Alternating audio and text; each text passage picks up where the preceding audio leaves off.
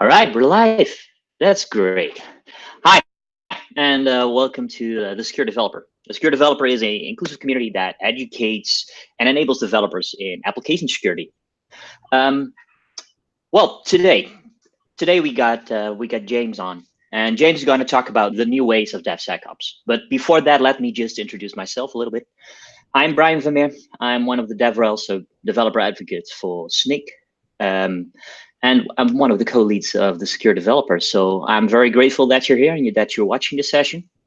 First of all, we love you to have, if you have feedback, come to us. I mean, you can ping us on Twitter, or better than that, please connect to the Slack group.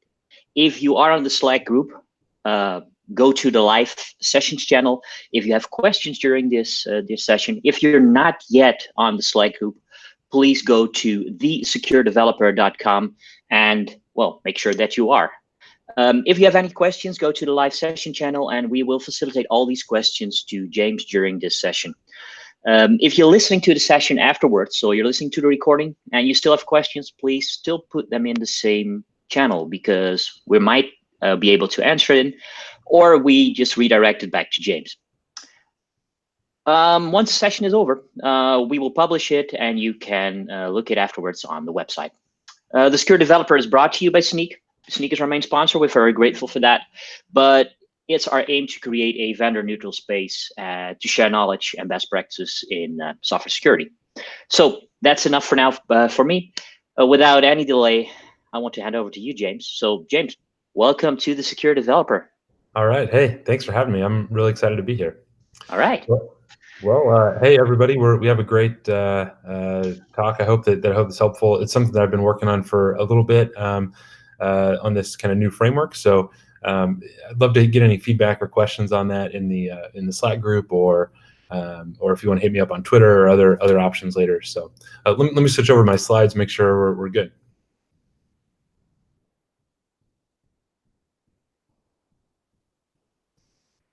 All right, and then. All right, Brian, can we see that all right? Yeah, the slides are great. So give it a go. Okay, cool. Well, this is a talk that, like I said, I've been working on a bit, and we're trying to talk about DevSecOps and think about, like, what does it really look like? How does this all fit together? Who am I? I work over at Verica. I'm a dev advocate and doing some senior security and a senior security engineer over there. I also have some courses on LinkedIn Learning. I have courses on DevOps, a DevOps like Foundations series course that I did with a friend of mine, Ernest Muller. We also have I also have a couple courses on DevSecOps and doing like a continuous integration and continuous delivery pipeline with security built into it. And that's available on LinkedIn Learning. I believe there's also, if you have a subscription to lynda.com, it's also available there. Okay, and then I live in Austin, Texas, and I organize the DevOps Days event there, the Serverless Days event, and we have a DevSecOps Days event in Austin coming soon, so stay tuned for that. And I'm working on the DevSecOps handbook. It's in progress, and writing a book is hard, so I've been learning that lesson. All right, and one of the things that I also specialize in is half listening to conference talks, and this is about the quality of the memes that are going to be in the presentation. So I hope that doesn't disappoint anybody. But because of that, if you send me an email to wickett@verica.io, the slides that I'm talking about today, there'll be a link in there that you can download the PDF, and it's just my out-of-office responder should hit you back with that right away, so that we kind of can keep it logged or whatever. This isn't going to go into some like marketing funnel or anything like that. And on the email subject, you don't have to put things like, this is the best edition of the Secure Developer I've ever seen, or anything like that. Of course, that's a joke, but anyways, but you can hit me an email and you'll get the autoresponder and you'll have the slides ready to go right there for you. And there is a download for PDF option. Okay, so I'm going to do one slide on what Verica is.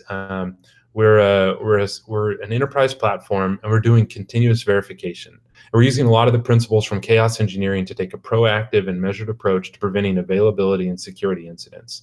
And so we're really excited about that. We're kind of a newish company, but we're growing. Okay, let's start out with DevSecOps. DevSecOps, what does it mean? What is it? Why do we need this term? Do we just have DevOps? Can we just be happy with that? I thought we could just sort of go to a little bit of Jack Handy here and question what is DevSecOps. And so if you're not familiar with Jack Handy or deep thoughts, then maybe this is going to be weird, but we're going to give it a try.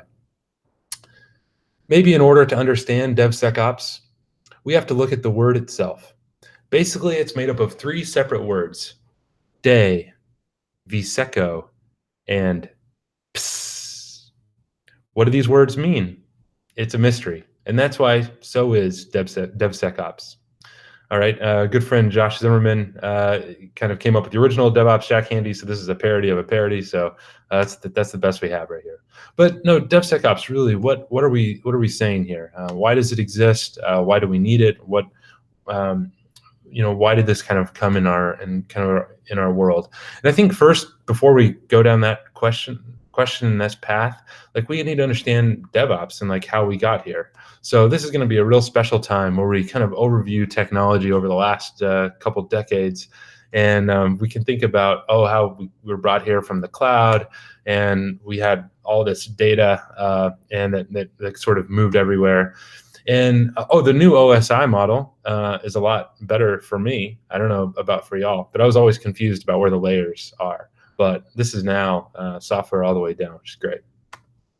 But in seriousness, as we move out of hardware to VMs to kind of even serverless models, we're helping to kind of have IT move out of the of using everything for like waste and value, like in one giant expense, but sort of breaking that up. And we saw that the move to VMs, like smaller chunks, and now we're seeing we're paying for just what we use. We're able to like provide through like these opinionated type frameworks, we're able to actually unlock value that's hidden inside of our systems.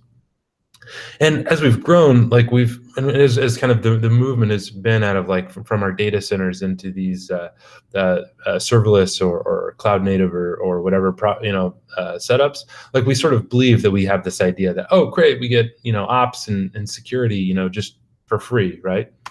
And I think there's a reason we've thought that, because we sort of grew hand in hand at the cloud. We sort of saw how ops has changed over time, and there is a view where people believe that DevOps was this inevitable force of things that had to happen. You can't manage tens of servers, tens and hundreds of servers as a person. You could do that. But once you like have to scale to like thousands of servers, that was something that makes it impossible to do. And so DevOps needed to come around. So Tom Limoncelli, he has a great quote on this. He says, "DevOps is an inevitable result of needing to do efficient operations in a distributed computing and cloud environment." And I like that, and I'm not against that view. I don't think that's wrong, but I also see that DevOps was more of a breakthrough, an epistemological breakthrough, where you're able to join separate people to understand and know, a problem in a more deep way. And the extension of Agile is another way that people talk about it, but it is a move where DevOps is able to fix this this distribution of labor that's just not a fair or equitable type of thing. And you could even go in the early days of DevOps literature. It's like for every 10 developers, we would have 1 operations staff. And Damon Edwards has this great quote. He says, "It's not a technical problem, but DevOps is a business problem." We're trying to align around the goals of being able to deliver software. And I think we could easily make this point that DevOps is just another waypoint on Agile's journey across the business. I think that's a helpful way to think about it. Like Agile really transformed the way we build software, 20 years ago. And then operations said, oh, hey, there's this thing like, version control my code and like treat infrastructure as code and start moving into like this more Agile approach. And so in even early days, DevOps was called like Agile operations, right? And I think this is another viewpoint, and there's a good quote on this, but it's DevOps is the application. It is the application of Agile methodology to system administration. Okay, so DevOps, that's fine. I mean, that's we've had it for a long enough time. But why are we now kind of extending this to DevSecOps? And I've asked myself the same question. Like, should we just dev QA sec data gov fin mar ops? Like, I don't know. But I do think that if you expand your empathy here, you see that security finds itself in the same position the operations did really at the start, at the genesis of the movement of DevOps. They find themselves where they're dealing with 100 developers to 10 operations people to like 1 security people. Sometimes it's 100 to half, 200 to 1. These are numbers that are intractable. It's inequitable for people to work in this way. It's a natural way to build silos, and so we see security often put into this like side silo in most organizations. And this, like operations did, security really struggled to find a way to provide some sort of value in many organizations. Now, this is not just like an outside view coming in. This is something that even the security experts and the kind of the people that are, the head of the industry really believe this as well. Steve Beloven wrote this, and this he is the guy who wrote the book on firewalls in the 90s. And then recently he wrote this book called Thinking Security. And in it, he sort of opines in the opening, he's like, companies are spending a great deal on security, but we read of massive computer-related attacks. Clearly, something is wrong. The root of the problem is twofold. We're protecting the wrong things, and we're hurting productivity in the process. And when you hear that, think about those two main problems. Like, it's not like we're protecting the right things, because if we were, the breaches would like slow down, but they seem to just be getting bigger, more frequent. And the other problem is, that could be forgivable if like things were getting better security wise, like we're having less breaches. But along with that, so we're not putting the right defense in place, and we're not actually adding protection. We're hurting productivity. Like developers are having to slow down. I can find quotes all over the place where people sign up to like, hey, this project like didn't hit because we had to meet all these security controls and regulations and this outside in, coming in forces for that have changed it. And that's made security sort of this hated part of the business, because they're sort of related with like regulations, governance, controls, and kind of this outside enforcement that is actually not that effective. This is another quote that has always resonated with me, and I include it in almost every talk that I give, because I find it to be, it was one of the things that originally resonated with me on how we need to think about security as a different aspect for the way that most of industry views it. In this book, Michael Zalewski in The Tangled Web, in the opening chapter, this is a book about modern security and web applications, right? But in the opening chapter, he sort of tracks over the last 5 or 6 decades in like 3 to 5 year chunks what security was doing, all the way from like the 60s and the 70s, from doing crypto. And then he gets to like this kind of fuzzy phase in the 90s. And in the 90s, we sort of kind of moved to this risk model. And here's a quote that he says. He says, security by risk assessment introduces a real dangerous fallacy that structured inadequacy is almost as good as adequacy, and that underfunded security efforts plus just some risk management are about as good as properly funded security work. And in this talk, in this book, he catalogs like there's this move out of doing engineering in those early days to, okay, let's just buy insurance policies, put actuarial duties on top of this, accept the risk, that kind of stuff. So this is super interesting to me, and it really struck home with me. Well, even just as recently as late last year, at the end of 2018, while engineering teams are busy deploying leading edge technologies, security teams are still focused on fighting yesterday's battles, says the DevSecOps survey from SANS. And they also found in that same survey that 95% of security professionals spend their time protecting legacy applications. So this is a problem because now we're dealing with this kind of burden, and we've transferred a lot of the tech burden to other groups, and now we think like, oh, maybe we can just as we move to like cloud type workloads, we can offload that to other places. And this is the same with security. Security burden is not created or destroyed; it's merely transferred, and so that's how 95% of people end up getting stuck with all that work. And also, I think this is a helpful way to think about it too. Security, I believe, is in crisis because many security teams work with a worldview where their goal is to inhibit change as much as possible. So and this is a direct quote out of the Agile Application Security book. So I believe that the new technology that we've kind of grown into, from cloud to Kubernetes to serverless, and our increased organizational focus on software delivery is why we need something new, and that something new is DevSecOps. And so I have a idea that we could have some traits that we could look for in a new breed of a type of person, the DevSecOps. And so the DevSecOps is not a tool. It's not a CI/CD pipeline with security in it. You can't buy it on the RSA Expo floor. This is an inclusive person that's participating in the movement of putting security into DevOps. And the placement of security, there it is, like right in the middle, like taking part of Dev and Ops and kind of participating on both sides. So to do this, I have this DevSecOps framework that I'd like to talk us through.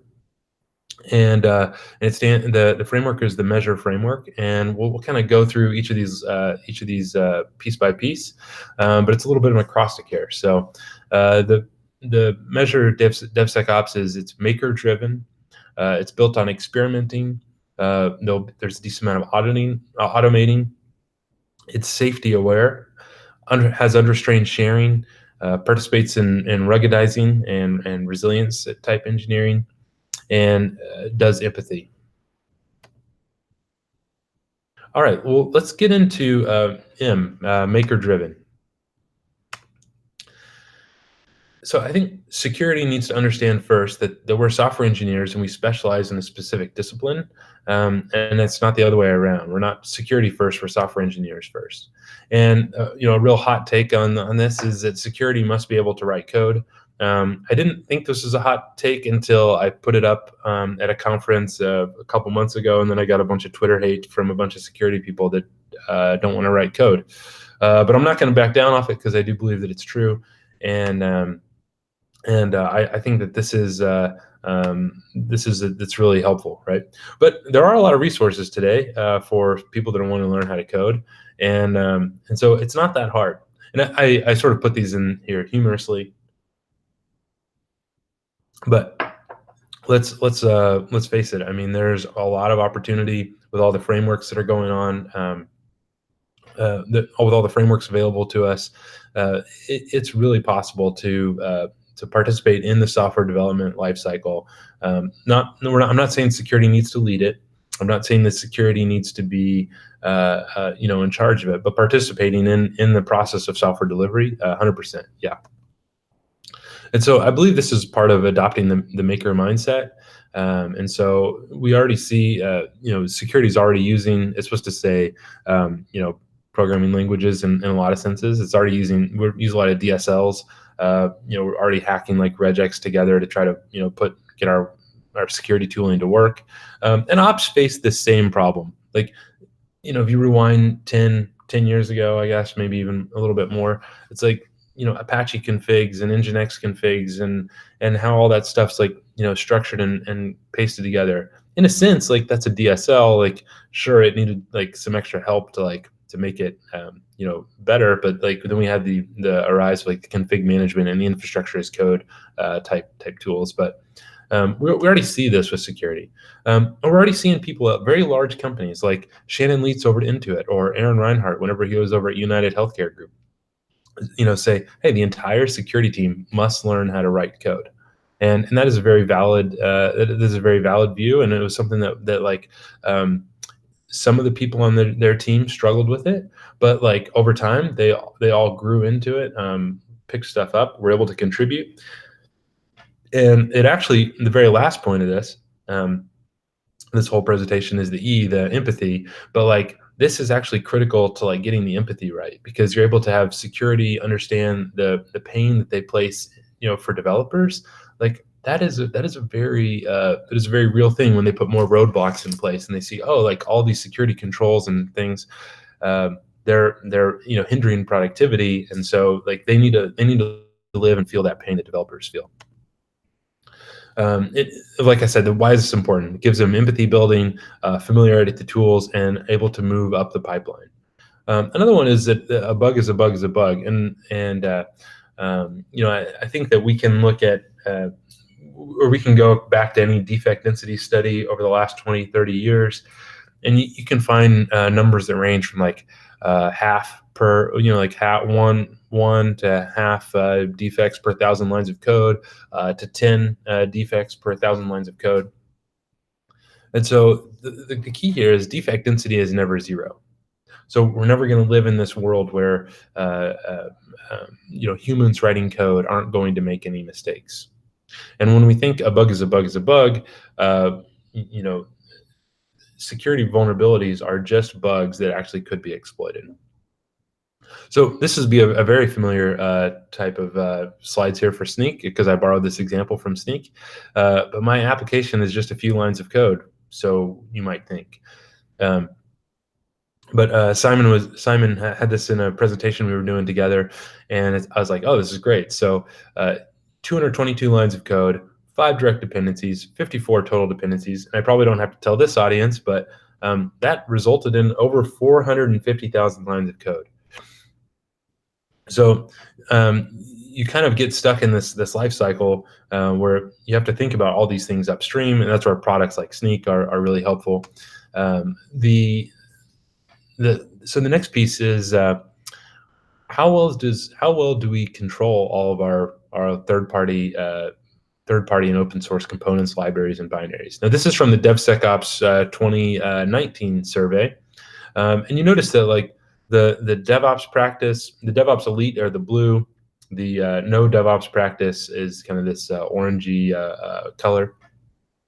So I mean, it's not like the people that are very DevOps elite like are that much better across the board. I mean, here it says 117%, but notice it's still like roughly 2/3 no standards to just mediocre standards. So there's definitely some room for growth here. All right, I think I thought it would be more of a hot take whenever I've given a version of this presentation before, is I believe that you cannot train developers to write secure code. And I feel like that's just like saying like, hey, write code that has no bugs in it. Let's see here. Missed it. Okay. So instead, we need to focus on the methods that developers use. So they're using test-driven development, behavior-driven development, acceptance test-driven development. They deal with things like like looking at their code and like trying to figure out code smells, or doing refactoring, putting instrumentation in place to identify like problems. So these are actually better for us. I think doing pairing I think is a good way to help kind of eliminate some of these problems. The Agile Application Security book talks about this, and they say the goal is to come up with a set of automated tests that probe and check for security configurations at runtime, and make sure that and runtime security behavior for security features that will execute every time the system is built and every time it's deployed. So this is sort of builds an intrinsic connection here. Security is actually connected with quality, and that's part of this idea that a bug is a bug is a bug. Like, we need to look at ways to not just approach it in this kind of risk categorization and security vulnerability piece. So another part of the DevSecOps survey of 2019 is that 1 in 4 developers find that security is synonymous with quality. I find that to be a really helpful piece, because I don't know if security people would have said this, but whenever developers are asked, like, this is what they've seen. So I think being maker driven, and the reason why I kind of lead with this is the start of it, is that security is a part of engineering, and we need to adopt that mindset and believe that. I think view quality as a way to bring security inside, to do engineering and testing that to that spec. And then we can use code and not necessarily vendors to solve problems.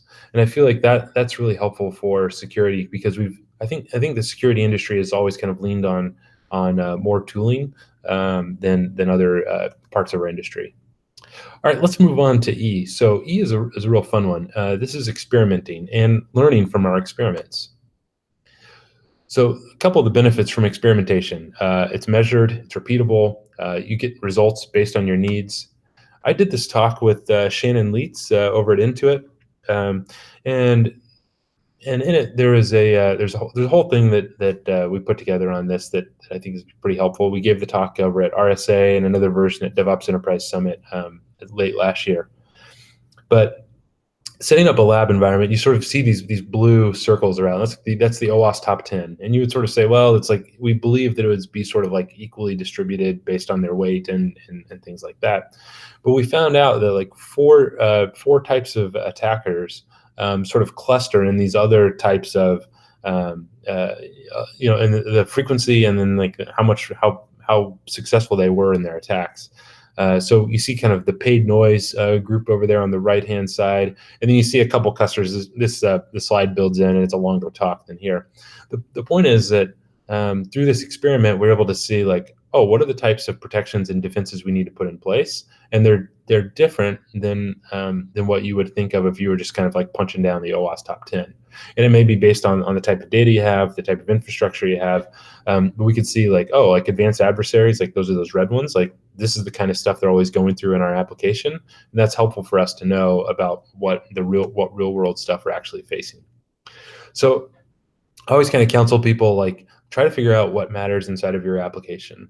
I think like always the hidden stuff that people miss are like account takeover attempts, or any types of account or auth pieces. If you instrument all those and then you're able to tie that together, like that's really helpful for folks.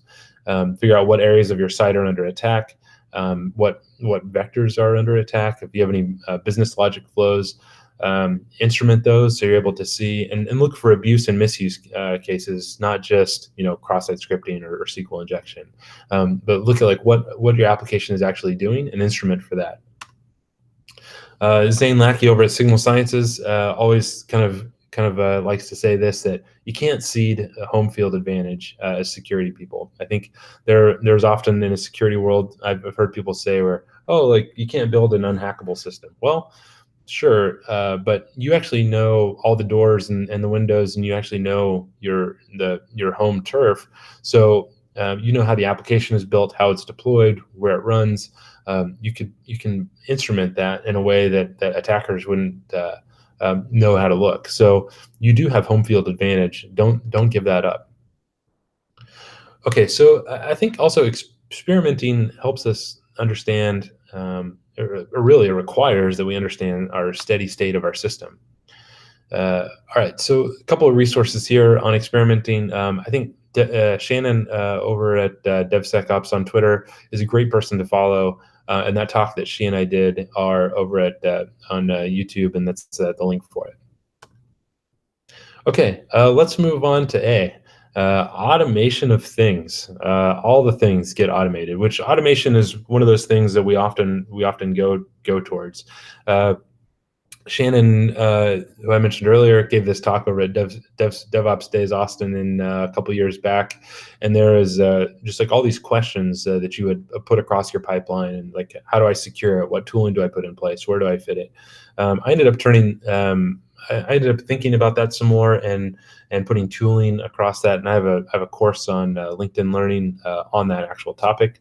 But we're seeing surveys across the industry where how does this fit together whenever we're looking from design and architecture, and your CI/CD pipeline may have 4 stages, 5 stages, 6 stages. I don't know, but you can see the pipeline approach here, and they asked this question, like, what point in your development process does your organization perform automated application security analysis?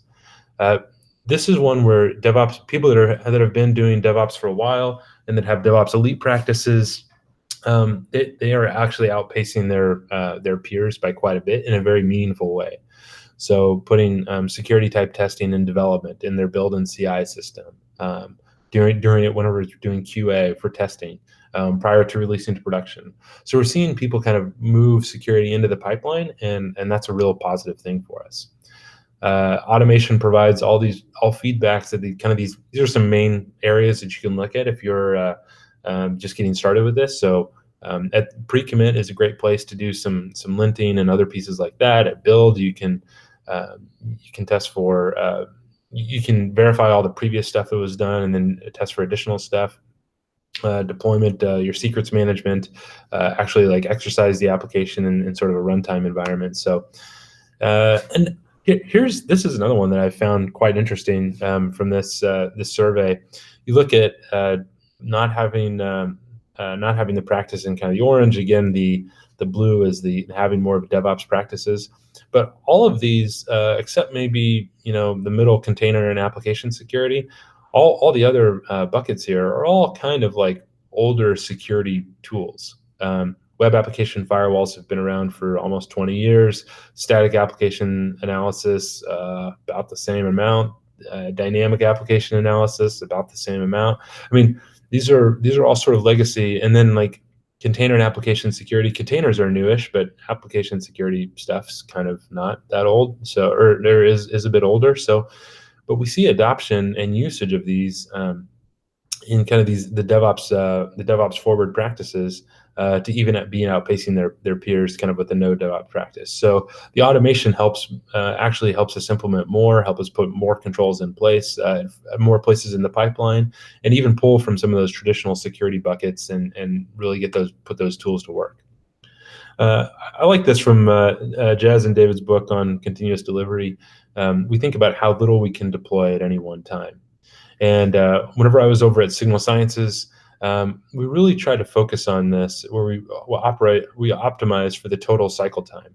So the time you commit a piece of code, the time it's running in production, you want all of your security tests and regular functional tests and all your other suite of tests to run.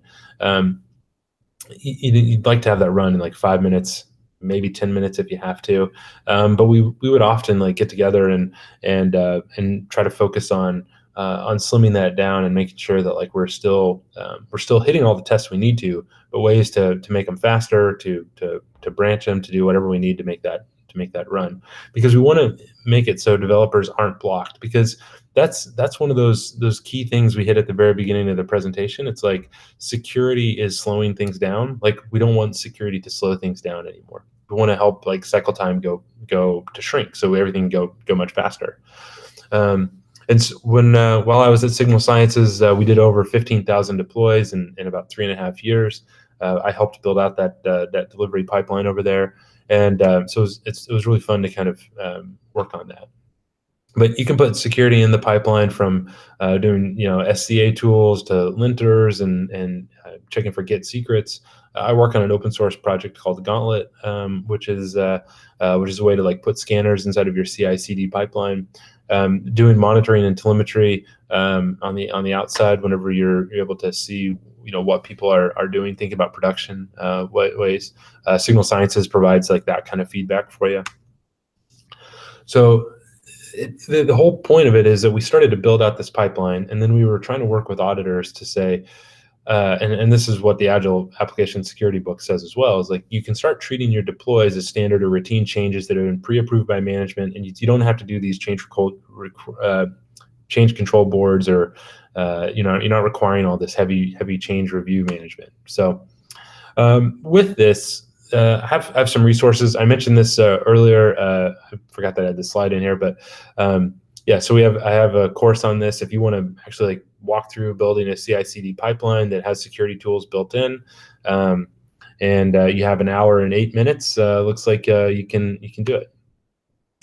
And then I have another course that's just on automating like security testing, and it's more of a deeper dive with Gauntlt, and that's looks like about an hour and 35 minutes. So just in like less than the time it takes to watch Braveheart, you could, which is a pretty old movie reference, but you can learn all those things, right? All right, so so the next one is safety. And so we talk about safety aware, safety for complex systems. I'd like to dive in here a little bit, and this is an area that I feel is growing for security, and I feel security has a lot to learn from the safety folks. So we're gonna cover this, and then honestly, like there's just more room to grow here. First, I think it's helpful if we start thinking about simple systems versus complex systems, and then understand which ones do we have. So if you can think about a simple system, they're often linear in nature. You can take the components and you can look at them and you are able to predict the outcome. When maybe when two things collide or something like this. This is something you can model in physics pretty easily. You're able to comprehend the entire system. You know all the actors, all the pieces. It's something that kind of is the mental model more or less fits inside of your head. Okay.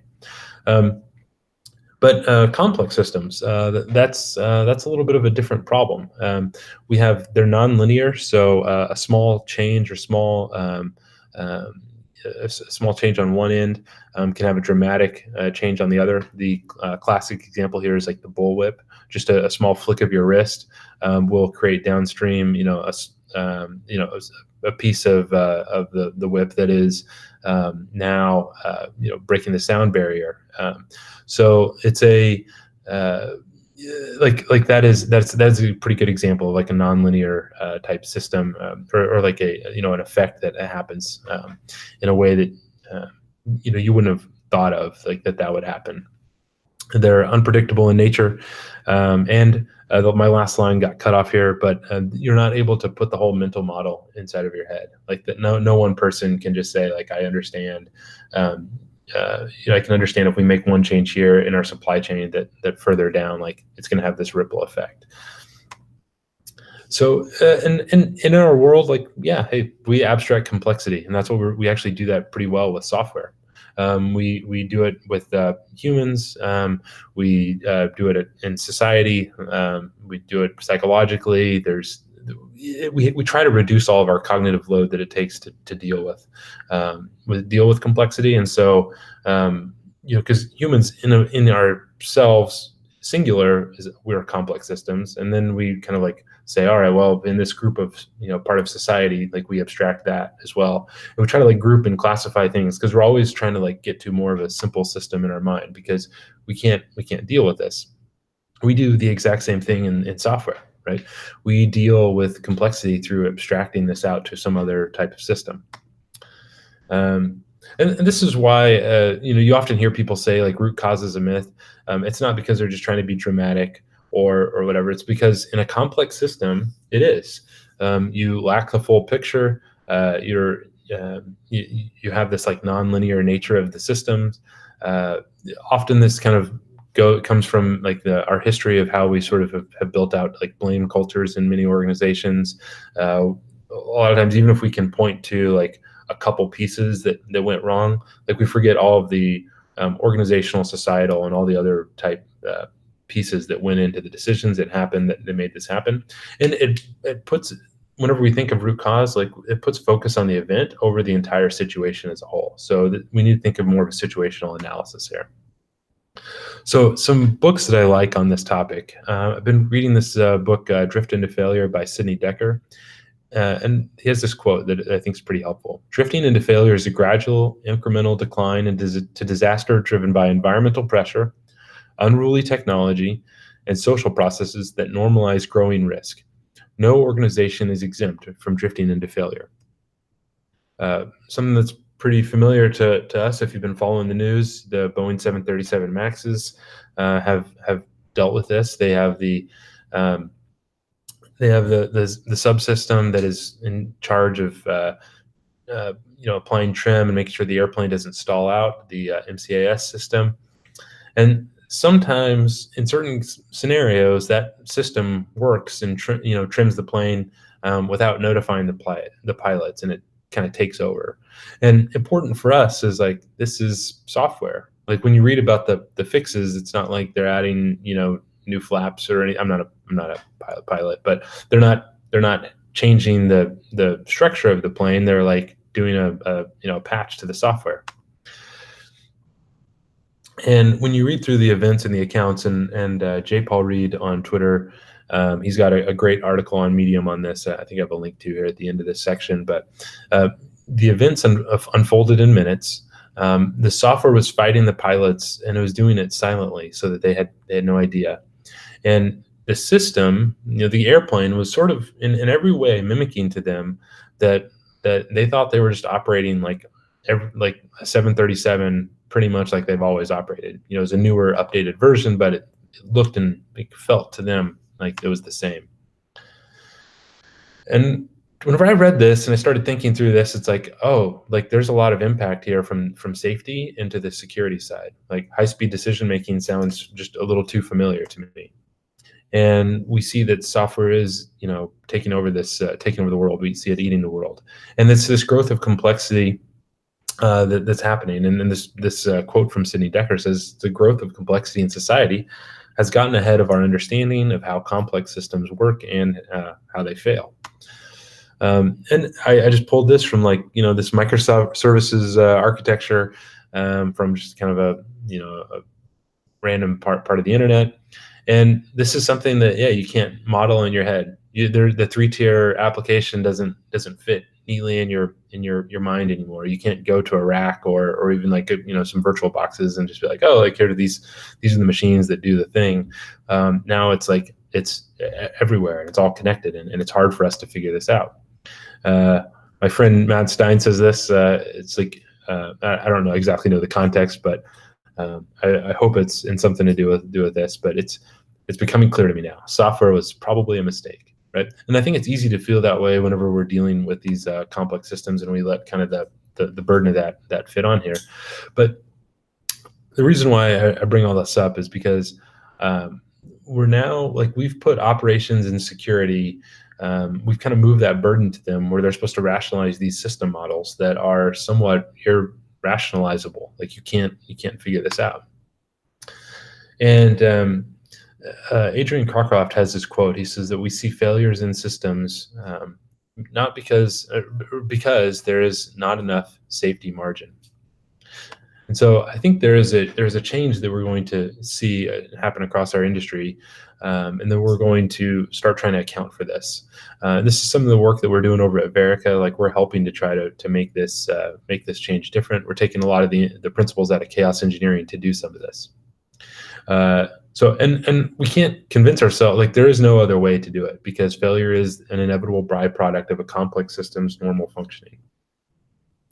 So security fits in, where we add safety margin, we put telemetry and instrumentation in places, we learn how to do blameless retrospectives, and I think there's more to explore in this area. So there's a book, there's a video series I'd recommend. If you're interested in that coverage on BOEING, I think that's pretty helpful. And then Richard Cook has a paper on how complex systems fail. That if you haven't read that, that's one of the really key papers to read, and I have that link here in the bottom here as well. Okay, let's move on to unrestrained sharing. So culture is the most important aspect to DevOps succeeding in the enterprise, says Patrick Dubois, circa 2011, right? Early on, when DevOps was getting started, I worked at a large enterprise. We were kind of incubating a DevOps group there. Excuse me. And we were actually featured in this IT Cutter journal that Patrick was doing. And I just want to say this, from the very beginning, we were thinking, how do we do DevOps in this enterprise context? Because at that point, a lot of startups were doing it, but not a lot of large enterprises were taking part. But Patrick had this kind of guiding light principle. I think that it's culture. Culture is how we do this. And so I think when we start thinking about DevSecOps, we need to think about how do we extend DevOps culture so that we can bring security inside of that. And I think security sees this as well. Security sees that like embracing a culture of openness and like being able to share with others. This is Rich Smith, whenever he's over at Etsy, he said, a security team who embraces openness about what it does and why spreads understanding. So this should say sharing affects culture. I got some like chopping here on the res, but but this is the problem here is that sharing and unrestrained sharing goes against the security's like standard operating procedure. I think for a lot of security people, this feels uncomfortable for them, but you have to overcome this, and we have to figure out ways to like share tools or like some sort of ways to like help get other people involved in the defensive tooling that we put in place through chat ops and through other options to help do this, because this is how we start bringing down silos. So like it helps developers care about security's concerns when they know like that security has them and like have some sort of insight into what they possibly could be. So I have these, I believe that there's like 4 views of culture, 4 keys to culture. So having a mutual understanding, creating a shared language, having shared views, and putting the tooling in place that kind of builds that sort of collaboration around it. Some of the challenges that you can see with application security, I found this like to be a really interesting question, because people are like, well, sometimes we find about problems too late in the process, which that's kind of an expected answer. But right dead center here, it says, it's not clear of what's expected of us. And it didn't matter if you're like DevOps elite practice or no DevOps, like 20% of folks believe that like we developers have no idea what security even expects. And so like that's a significant problem, and it doesn't matter like if they have DevOps or not. So I feel like that's a place where we need to need to bring people together. So I feel like how you do this, you kind of help make the invisible things as visible. Think about putting security observability type tools in place or monitoring in place that helps pull those together. Adding in APIs and webhooks and like integrating all those old security tools like that we looked at across the pipeline. There's ways to kind of integrate that into our pipeline that add the right hooks and tooling in place. And it gives, I think as we think about security and even like security observability, gives applications the ability to expose the attacks that are happening below the surface. So this is an iceberg here. But we can focus, like we talked about earlier on, it's like you could focus on just like the OWASP injection type of attacks. But what's actually happening in your actual production environment, like those are actually useful for developers to care about as well, or operations to care about as well. And so by knowing what they are, what's going on below the surface, that kind of helps share with DevOps and security. Over at Netflix, Jason Chan has really kind of done this the paved road approach, and I really appreciate that, and I think that's a pretty good way to go. But they sort of see security as a normal thing, and you get it for quote unquote free if you used the paved road. At Netflix, they have a decentralized management structure, so no one's required to do this. But security, things go faster, things go easier for you. You already get like security as part of the process if you just use like their pipelines and take part of it with their images. But one group that always gets left out, and this happens everywhere, is that it's the auditors. Like we don't want to tell the auditors what's going on with all the Kubernetes or the serverless or whatever it is that we're doing. And a group of us got together about a year ago and created this project called Dear Auditor, and it's on dearauditor.org. But it's a love letter from DevOps practitioners to promise to bring DevSecOps practitioners to bring the auditors along for the journey. And so in it, there's a DevOps risk controls matrix as well, and it's on GitHub, so you can fork it and participate in it. So some resources we have here are the Phoenix Project. I think is a great book on kind of bridging this gap. Agile Application Security book, and dearauditor.org. Okay, just got a couple more, and then we'll kind of move into questions. So this next one is ruggedization. All right, so we have to think about we have to think about how we're going to deal with our software. And I think first step is like, how do you ruggedize something? First, you got to know what you have, right? And I think the software bill of materials is to know what you have. So getting a lot of cutouts here, like this software bill of, and then materials is just mysteriously gone. So there you go, deck set, I guess. So, we believe that we should favor short-lived systems. So this is the cattle, not pets setup. Sunil over at Bank of America is working on this framework called the DIE framework, just to prove, and a research paper on this, to prove that distributed, immutable, and ephemeral, those three aspects, you have that in your system, you automatically have a more secure system. And he's working on some really cool stuff on that. And I believe ruggedization in 2020, so over the next 18 months, like, what does this look like? I believe there's two main categories. One is deception, and the other is chaos engineering. So deception looks like things like putting honeypots and tar pits and mantraps and other stuff inside of your system. Even really simple stuff like HTTP headers, and then being able to know where the attackers are going. So this is kind of knowing the problems that you're facing, and that is a more. I mean, think about this you can think about it in a physical environment. You look at a castle or whatever. Those are types of like ruggedization type principles at play. We don't have enough time to explore all that, but honeypie and deception logic are two. Honeypie's free, deception logic's a paid thing, but I think there's a lot of growth in this, and I've been seeing some really good talks kind of going on right now for people doing this. And then second, we're moving from this disaster recovery belief, and then we actually move into chaos engineering, and then we end up moving into resiliency. And I find that is really helpful. Michael Nygaard has a book, Release It, but it's only in the second edition, but he has a whole section on chaos engineering, which I find pretty helpful. So if you're interested in this topic, check it out. But he says chaos engineering is empirical rather than formal. We don't use models to understand what the system should do. We run experiments to learn what it actually does. So we get to know our system in a more deeper way. This complex system that we're not able to really model, but we can uncover truths about the system. And chaos engineering does this. So you can make you can make experiments that span both engineering and security. You build programs where they're kind of maybe they're manual opt-out. You try to create valuable learning out of these type of systems. And ones to look at are like Chaos Slinger, which came out of United Healthcare Group. CHAP is over out of Netflix, and then Chaos Monkey also out of Netflix. Okay, so if you're interested in either of these two things, resiliency or chaos engineering resiliency, or in deception, I've got some links for you here, some YouTube talks. The one at the very bottom, Herb Todd's talk, he gave that over at LastCon down in Austin a couple years ago, or I guess a year and a half ago. That is great. So check that out. Philip Maddox's talk, he runs the Honeypie project, also some excellent stuff there. And then, of course, Aaron Rinehart's talk over at RSA, I think, is pretty helpful. So I see this is where we're growing. I see a lot of growth in this part of the industry. Okay, we'll close it out with the good one, empathy.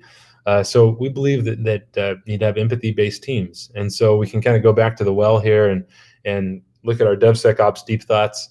When I think of all the arguments the CISO and I have had, I realize how silly most of them were. It makes me wonder why he wanted to argue over such stupid things. I think I'll go ask him. So there you go. That's about the comedy level here.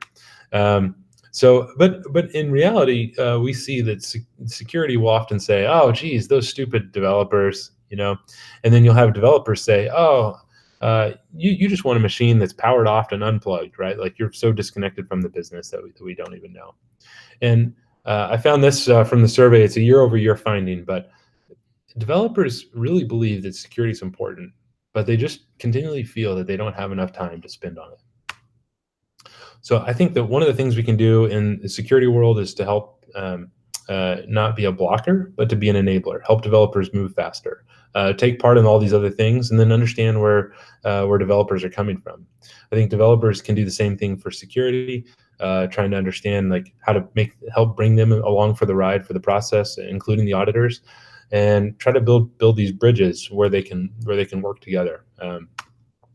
So that's the Measure DevSecOps format here, and so just really appreciate you guys having me here and taking the time for it. I'm open to any comments or changes or thoughts on this, if you have thought we missed something, I'd be happy to hear that. If you have any comments or whatever on the book, you can do that. Or if you're like, oh, those slides had some references in them, I'd like to get them. You can hit me that email, or I think we'll post them in the notes for this after we're done here. So, all right. So Brian, I think I can turn it back over to you. Yes, thanks. That was nice. There's it's a small discussion going on the chat right now, Okay. and it's about cultural changes. I mean, you started something out like the security team should write code, Yeah. right? Yeah. But well, from my perspective, I would say as a developer, that would be a major cultural change. What are your thoughts on that? Because I think cultural changes are the hardest thing ever. Yeah, and I think I found that one to be really interesting because I mentioned earlier when I mentioned that, like, a lot of people kind of, especially like security people, I got two sets of answers on this. So I'd say 80% of security people that are at kind of at like fast moving companies, kind of the large like tech companies, they're all on board. Right. You don't have to convince any of them. Like, it's like when Netflix or somebody is hiring a new security engineer, it's like not being able to code is you will not get hired there. Right. Like that's pretty standard. So they've already gone through the transformation. I believe it's the companies where security is sort of seen as this external entity, and is sort of dealt with in that capacity, where they're still kind of fighting this. And this is where I got some feedback on Twitter from folks where they were saying, well, like, you can't expect everybody in security to code. You can't do this. And I went back and forth on that, but I still believe that it is true. That having people in your security group take part in the process of coding is a valuable thing. This happened with operations, and I think we can look to operations as sort of a template for how to do this with security at the cultural change here. Because you wouldn't go hire an operations person today who's like, yeah, like I store my config on this wiki, and then I copy and paste that over here into my thing, and I start up all these instances by hand. Like that doesn't exist anymore. Right, that job title is gone, right, in most organizations. So I think we're going to see that same thing happen with security. So I believe that's true. Also, a friend of mine said, "Hey, well, who's really happy if security people don't learn how to code?" And I was like, "What? Who?" And they're like, "Oh, hackers. Like, because hackers, they know how to code." And it's like, it's a very valid and fair point. So. Another question, can you suggest any security tools that apply to DevOps pipelines? Yeah, sure. You can look at, so there's in that course that I mentioned on LinkedIn Learning, I kind of like break through those pipelines. And I have some talks that I've given before. I think I'll try to find it, and so I can send it to you in an RSA, or like there's an RSA talk that I did last year, but we can put it in the show notes. But I break through that pipeline and sort of mention these tools. But you can basically break down from like linters or like secret type stuff like GitHound and other types of pieces. Gauntlt is a tool that I help participate with, which kind of does more on the putting attacking and scanning type tools inside of your CI/CD pipeline to run those as you're deploying. Trying to think of some others. I mean, a lot of them kind of end up being language specific. I think using tools like Sneak is a really great option. I always recommend that to folks. So not to sell Sneak on the podcast, but or on the webinar, but I do think that's good. Using a RASP type tool. So some of those and that's on the far other end, like on the runtime side. So I used to work over at Signal Sciences. They have a good product. Contrast Security has a good product. So there's some options for you to pull those in. So. I kind of recommend to people, take your pipeline, write out all the steps, understand all the stages, and then figure out where can you start applying some security testing. And like your easiest and cheapest stuff are like language linters and security checks at that end. Any dependencies, like dependency type stuff that y'all do. and then kind of move forward. Then kind of add in like the synthetic testing type tooling inside of your, whatever you're deploying to stage or to QA. That's where like a Gauntlt or other types of those type of tools fit. All right, cool. Thank you. Yeah. There was a question that if the slides will be shared. I can say that we will share the slides with the video as one of the footnotes in it. So yes, the slides will be shared, of course. Great. You can have them. All right, cool. Thanks. Well, that's the end for today. I mean, we've got 1 minute left back on the clock. So thank you all for joining us. This video will be posted once we're done. Sam, our community leader, will take care of that. I want to thank James. Thank you for having this talk. It was a great inspiration, and I have some good insights now. And I think people on the Slack channel also liked it as well. So thank you for being on the Secure Developer, and we hope it won't be the last time. So we like to have you back once, and I hope you enjoyed it as well. Oh yeah, no, it's great. Thanks for having me, and appreciate it. All right, great. Our next session will be in about 2 weeks. So the 4th of July, we have a session called Making Security an Integrated Part of Your Software Development Lifecycle by Siren Hofvender. And if you want to join, please go to the website, the Secure Developer, and book your tickets for that. In the meantime, if you enjoyed the session, please recommend it, share it with your co-workers, with your family, your friends, all of the above, and well, tell others about this community. So I want to thank you all. I want to thank you, James, and well, thank you for watching, and see you next time.